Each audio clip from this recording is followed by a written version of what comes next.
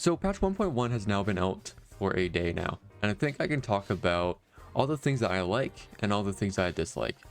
So first thing is talking about something I actually didn't think I was going to enjoy as much as I do right now, but that's actually the Metro of Desire, or what we call Heart Rail on TW. Because when I was doing this on TW, I didn't like it that much, but because it was just old content when I started playing. But now with it being fresh on global, I'm liking this a lot more. It's just a really nice chill game mode.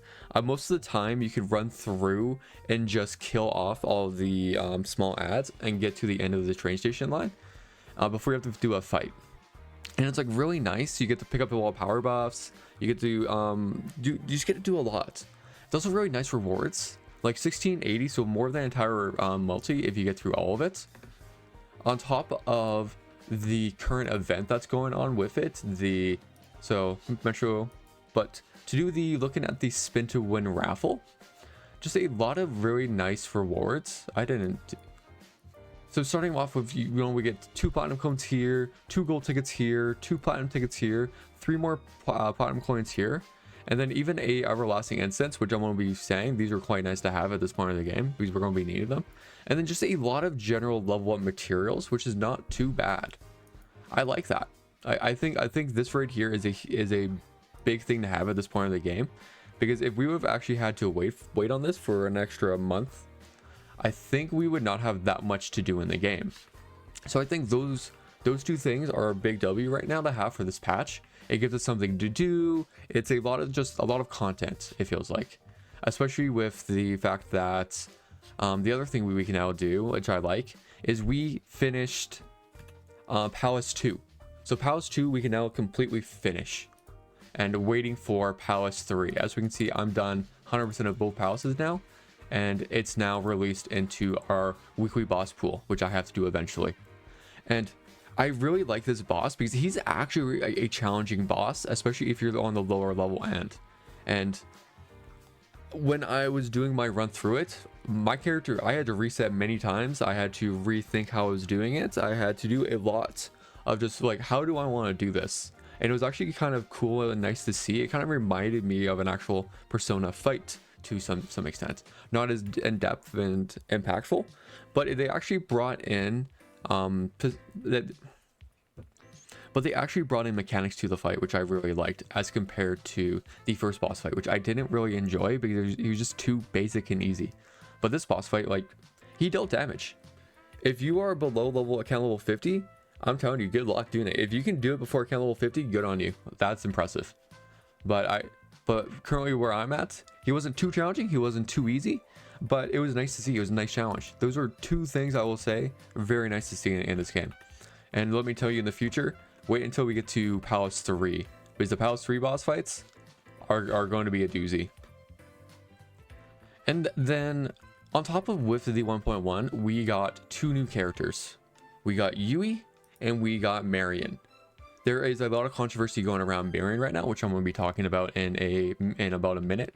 But one nice thing about what I like what they did with Yui is they actually buffed her. So if I know I pulled Yui. I'm a psychopath. Don't be like me, or do be like me, since I love her. She looks so cool. I love her animations. But if I look at her highlight, for one, it now increases more attack percentage than it originally did, as well as they increase the follow-up attack damage.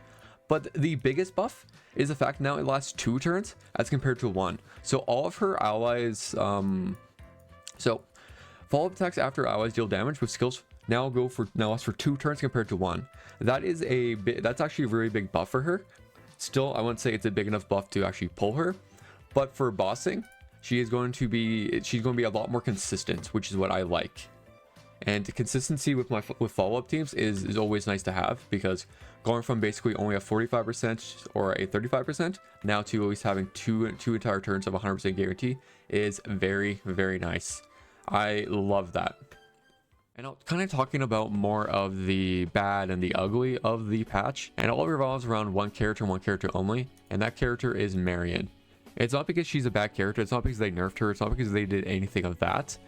What they really did was, for one, they decided to not release when they are going to put her into the standard pool, because how it's supposed to be is at the end of her banner. So when Fox comes out, we should have been having Marian be put into the standard pool. But now they decided to delay that, and they didn't tell us when. And the reasoning for it, I don't think is a strong enough reason. And their reasoning was, well, some players have been saving their gold cards, while some people have been spending them.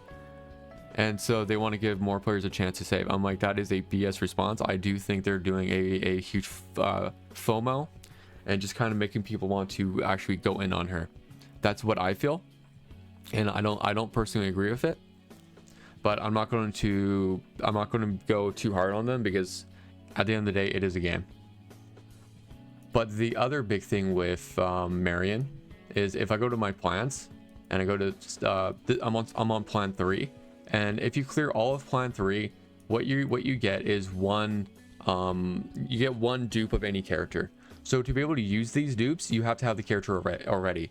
So let's say that you want to get the Yowling Cognite.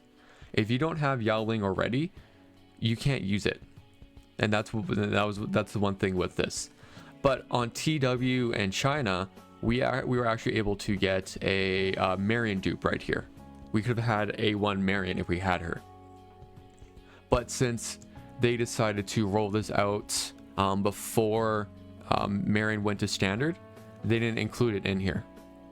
Because how it was in China and TW, so Marian came out in 1.2 and she got put into the standard pool in 1.3, along when Fox went into the standard came out. But on top of 1.3 it came out, 1.3 is when they came out with Luffle's business plan. They're releasing this technically 2 patches early, or 1 patch early, depending on how you see it, because 1.1 is technically 1.1, 1.2 combined. But because of that, we now don't have a Marian dupe here, which I really dislike. And now it's making I can't suggest people to pull Marian as much, even though I pulled her. She is still an amazing healer, but without that A1 Marian, because like really all it is what A1 Marian does is, if you give me a second right here, all it does is it gives, when healing allies above max HP, increased targets pierced by 20% for 2 turns.